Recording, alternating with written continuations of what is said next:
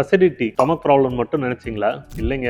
நம்ம வயிறில் மட்டும் ஸ்டார்ட் ஆகிற பிரச்சனை சின்ன விஷயமா நினைப்போம், ஆனால் போய் பெரிய பிரச்சனையில் விட்டுரும். அது வேற ஒன்றும் இல்லைங்க, அசிடிட்டி தான். இந்த அசிடிட்டினால நெஞ்செரிச்சல் வரும்னு மட்டும் தான் நினைச்சிட்டு இருக்கீங்க. அதுதாங்க இல்லை.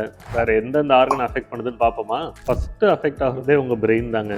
என்னடா வயிறுக்கும் பிரெயினுக்கும் சம்மந்தமே இல்லை நினைச்சிட்டு இருக்கீங்களா? அதாங்க இல்லை. இந்த கட் பிரெயின் ஆக்சஸ் எல்லாரும் சொல்லிட்டு இருக்காங்கல்ல, அது உண்மைதாங்க. இந்த அசிடிட்டி இருக்கும்போது ரொம்ப டயர்டா ஃபீல் பண்ணுவீங்க, உங்க மூடு ஸ்பாயில் ஆயிரும். இதெல்லாம் ஏன்? அசிடிட்டினால வர பிரெயின் டேமேஜ்னால தான்.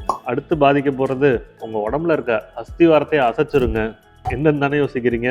உங்க மசில்ஸும் போன்ஸும் தான். இந்த அசிடிட்டி அதிகமா இருந்ததுன்னா தேவையான மைக்ரோ நியூட்ரியன்ஸான மெக்னீசியம், கால்சியம் எதுவுமே அப்சார்ப் ஆகாது. ஸோ உங்க மசில்ஸும் போன்ஸும் வீக் ஆயிடும். மூணாவது முக்கியமான விஷயம் உங்களோட இம்யூனிட்டிங்க. இந்த அசிடிட்டினால இம்யூனிட்டி குறையுது, அதாவது நோய் எதிர்ப்பு சக்தி குறைஞ்சதுன்னா ஈஸியா தொத்திக்கும். இதை சரி பண்ண மாத்திரை மருந்துன்னு போட்டு இன்னும் அசிடிட்டி இன்க்ரீஸ் தான் பண்ண போறீங்க. லாங் டேர்மா அசிடிட்டி இருக்குன்னா சீக்கிரம் டாக்டரை கன்சல்ட் பண்ணுங்க. உங்க வயிறுக்கு மட்டும் இல்லைங்க, உங்க உடம்புல இருக்க மற்ற ஆர்கன்ஸ்க்கும் அதான் நல்லது.